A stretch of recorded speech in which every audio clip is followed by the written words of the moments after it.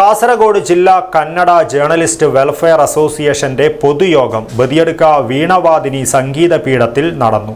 സംഘടനാ പ്രസിഡന്റ് രവി നായിക്കാപ്പിന്റെ അധ്യക്ഷതയിൽ ചേർന്ന യോഗത്തിൽ ഡിവൈഎസ്പി ഡോക്ടർ വി ബാലകൃഷ്ണൻ മുഖ്യാതിഥിയായിരുന്നു.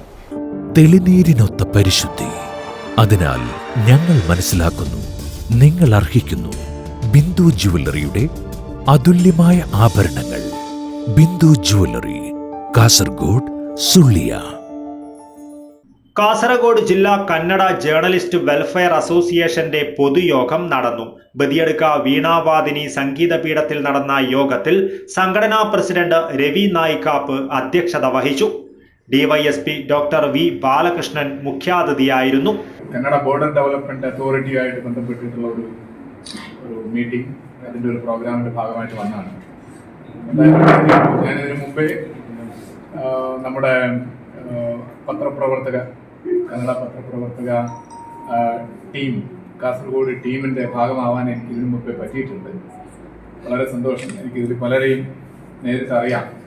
പോലീസിലുള്ള സമയത്ത് പല പല കാര്യങ്ങളിലും ഇവരെല്ലാവരും വിളിച്ച് എന്നെ ഇങ്ങോട്ട് ശല്യപ്പെടുത്തുകയും ഞാനതേപോലെ തിരിച്ചങ്ങോട്ട് ശല്യപ്പെടുത്തുകയും ചെയ്തിട്ടുള്ള കേസസ് ധാരാളമുണ്ട്. അതിൽ വളരെ സന്തോഷം. പിന്നെ നിങ്ങൾ ഞങ്ങളെപ്പോലെ തന്നെ എല്ലാ സീക്രട്ടും അറിയാവുന്ന ആൾക്കാരാണ്. എല്ലാ സീക്രട്സും നിങ്ങൾക്ക് അറിയാം. ഇവിടെ ഇന്ന് ആദരിക്കപ്പെട്ട ആൾക്കാർ വലിയ സന്തോഷം തോന്നി. പുതിയ ഭരണസമിതി വന്നപ്പോൾ കന്നഡ പത്രപ്രവർത്തക യൂണിയന്റെ മീൻസ് നിങ്ങളുടെ ടീം അംഗങ്ങളും അല്ലെങ്കിൽ അംഗങ്ങളുടെ ബന്ധുക്കളുമായിട്ടുള്ള ആൾക്കാർ ജനപ്രതിനിധികളായിട്ട് വന്നിട്ടുണ്ട് എന്നുള്ളതാണ് വലിയ സന്തോഷം. അവർക്ക് വലിയ ഉത്തരവാദിത്വമുണ്ട്. ഇവിടെ ഇവർ വളരെ ബുദ്ധിപരമായിട്ടാണ് നിങ്ങളെ അംഗീകരിച്ചത്. നിങ്ങൾ മാത്രമല്ല, അവരെ നമ്മുടെ ഈ യൂണിയന്റെ ഒരു അപ്രീസിയേഷൻ നിങ്ങൾക്ക് എല്ലാവർക്കും കിട്ടിയിട്ടുണ്ട്.